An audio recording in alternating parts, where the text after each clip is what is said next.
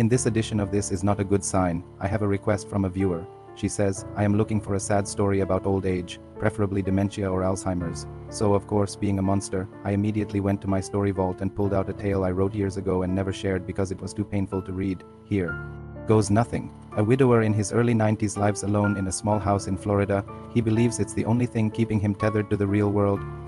He frantically searches around his house for it, but he can't find it anywhere. He doesn't recognize his children when they come to visit. She's been assigned to check up on George and make sure he's doing okay. He doesn't know what to do with himself, so he follows her around the kitchen. She asks him if he remembers the last time they ate together. George looks confused. Natalie explains that he had spaghetti and meatballs. She asked him because she wanted to make him something similar today, but it turns out that George has no idea who she is, what she's talking about, or that he'd ever known her before.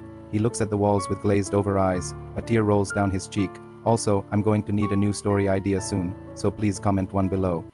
I'll be sure to read it. Thanks for watching. Take care. He's crying, but no sound escapes his lips. He doesn't cry out. He doesn't scream. He just cries silently, and this is what truly breaks our hearts. Natalie is heartbroken. She has no idea how to deal with this patient, but she can't leave him here alone. She calls 911 and tells them that she's found a patient who needs some help. Then she sits down next to George and holds his hand. Though he doesn't know who she is, she feels honored that he's allowed her to be near him in his darkest moments. When Natalie sees that he's hungry, she gives him some soup. George sits down at the table and begins to eat. He doesn't know why he's eating or where the food came from, but he's ravenous. It is almost as if someone has opened a tap inside of him and endless waves of hunger are crashing over him. George eats the entire bowl of soup.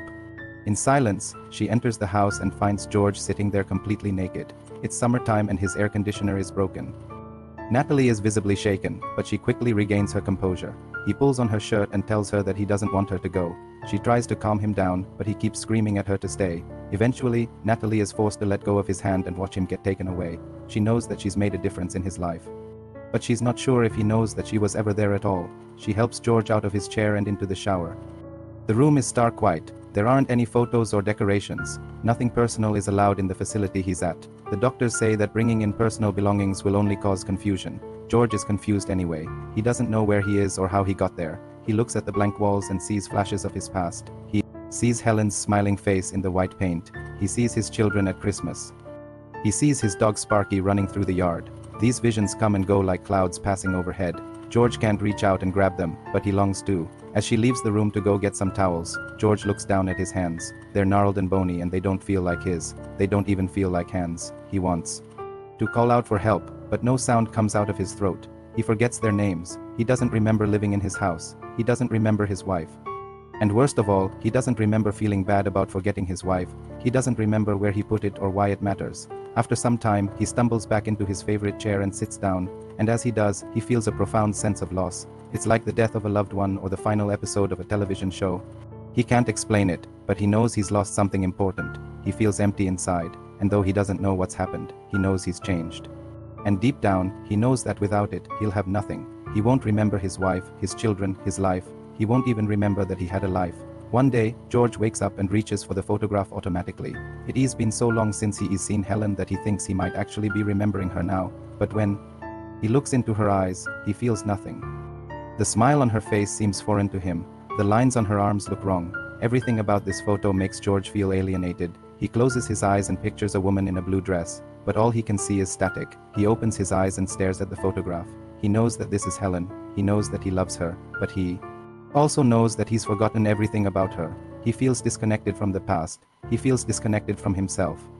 All of his days are exactly the same. Every day, he wakes up around 8 a.m., eats breakfast while watching the Today Show. But the widower, whose name is George, doesn't really remember what she looked like. You know, when you lose your spouse, sometimes you can still see them in your mind's eye, but George isn't able to do that. All that he has left of her is this one photo taken in the late 1970s.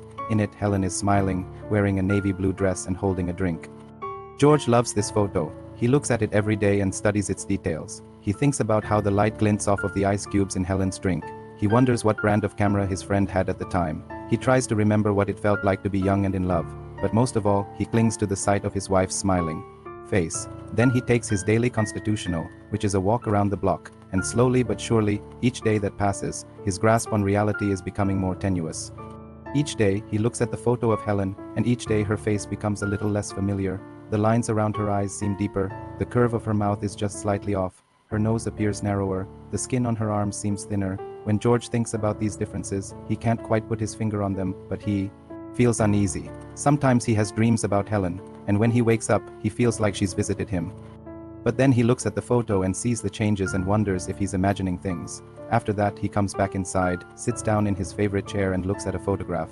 It's the only picture he has left of his late wife, Helen. Helen died 7 years prior to the start of this story, and by all accounts, she was a beautiful woman. Now, what George doesn't realize is that he has Alzheimer's disease. George is adamant that he will keep this photo with him until he dies. The next morning, George wakes up and can't find the photo.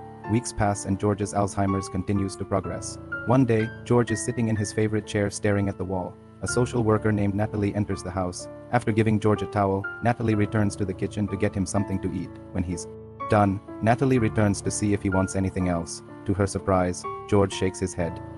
As the ambulance arrives, Natalie stands up and George screams for her to stay. The story ends with George lying in a hospital bed. As the story fades out, we see that George has stopped reacting to his visions. And that's the story I couldn't bring myself to read aloud. I hope you enjoyed it. Please subscribe if you haven't already.